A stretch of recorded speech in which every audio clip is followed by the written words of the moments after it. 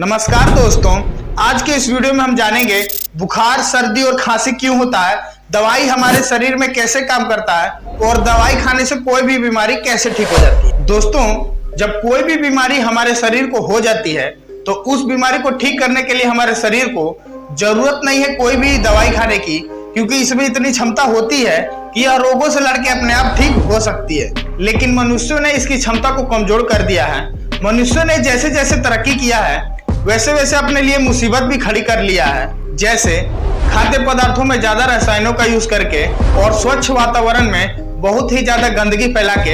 यही सब कारण है कि आज बहुत सारी बीमारियां पैदा हो रही हैं और हमें बहुत ज्यादा मेडिसिन खाने पड़ रहे हैं। खैर, अपने टॉपिक पे वापस आते हैं। सबसे पहले हम जान लेते हैं बुखार किसे कहते हैं। दोस्तों, हमारे शरीर में 1 अरब से भी ज्यादा बैक्टीरिया होते हैं जो हमारे शरीर की रक्षा करते हैं, जिसे गुड बैक्टीरिया कहा जाता है। यह बैक्टीरिया हमारे शरीर में कोई नुकसान नहीं पहुंचाते हैं। यदि कोई बाहर से बैक्टीरिया हमारे शरीर में प्रवेश करता है तो ये बैक्टीरिया उन्हें पहचान करके मार देते हैं और इस प्रकार हमारे शरीर की रक्षा करते हैं, जिसे टेक्निकल भाषा में इम्यून सिस्टम भी कहा जाता है। जब बाहर से हमारे शरीर में कोई बैक्टीरिया प्रवेश करता है तब हमारा इम्यून सिस्टम एक्टिव हो जाता है, तुरंत ब्रेन को सिग्नल भेजता है और ब्रेन हाइपोथैलेमस को पूरे शरीर में टेम्परेचर बढ़ाने का सिग्नल भेजता है। हाइपोथैलेमस ब्रेन का एक हिस्सा है जो पूरे शरीर में टेम्परेचर को कंट्रोल कर। जैसे ही हाइपोथैलेमस टेम्परेचर बढ़ाता है तो हमें गर्म महसूस होता है, जिसे हम बुखार कहते हैं। बुखार का होना हमारे शरीर के लिए एक संकेत है जिससे पता चलता है कि हमारे शरीर में कुछ गड़बड़ी हुई है।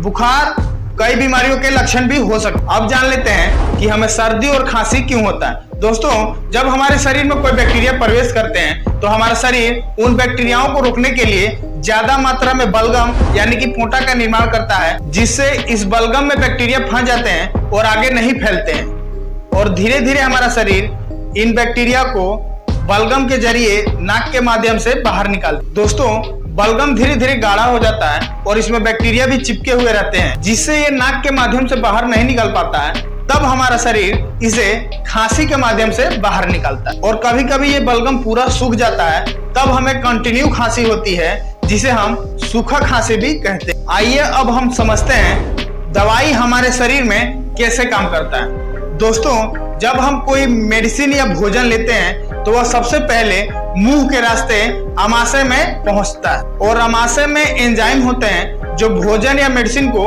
छोटे छोटे टुकड़ों में तोड़ देते हैं। इसके बाद भोजन हो या मेडिसिन दोनों ही छोटी आंत में चले जाते हैं। छोटी आंत में इनका अवशोषण करके ब्लड में मिला दिया जाता है। इसके बाद यह ब्लड लीवर में पहुंचता है। आगे के सफर को समझने के लिए सबसे पहले हमें समझना होगा लीवर काम कैसे करता है। दोस्तों, लीवर को हमारे शरीर का दूसरा दिमाग भी कहा जाता है, क्योंकि बहुत सारे ऐसे डिसीजन हैं जो लीवर बिना दिमाग से पूछे खुद लेता है। लीवर में हमारे खाने पीने की सारी जानकारियां सेव रहती हैं। जो जानकारियां लीवर में सेव नहीं रहती है उसे लीवर आगे नहीं भेजता। हमारे शरीर के लिए जो भी पोषक तत्व जरूरी होता है उसे ही लीवर आगे भेजता है, जो जरूरी नहीं होता है उसे बाहर निकाल देता है। इसी तरह दवाई हमारे शरीर के लिए नहीं बनाया गया है, इसीलिए इसकी जानकारी लीवर के पास नहीं होती। जब दवाई खून में मिलकर लीवर के पास आता है तब लीवर उसको नहीं समझ पाता है और बाहर छांट देता है। लेकिन लीवर की एक खामियां भी है। लीवर के जांच करने की एक क्षमता होती है। अगर उस क्षमता से ज्यादा कोई पदार्थ लीवर में आने लगे तब लीवर को जितना समय उसे समझने में लगता है उतना वक्त में वह पदार्थ लीवर से आगे निकल चुका होता है। इसीलिए दवाई को लीवर के डोज के 1.5 गुना ज्यादा डोज का दिया जाता है, ताकि जितना समय उसे जांच करने में लगे उतना समय में दवाई 40 से 50% आगे निकल जाए और खून से पूरे शरीर में फैलकर अपना असर दिखा पाए। यही कारण है कि बच्चा, वयस्क और बूढ़े सबका दवाई का कैपेसिटी यानी कि mg अलग अलग होता है।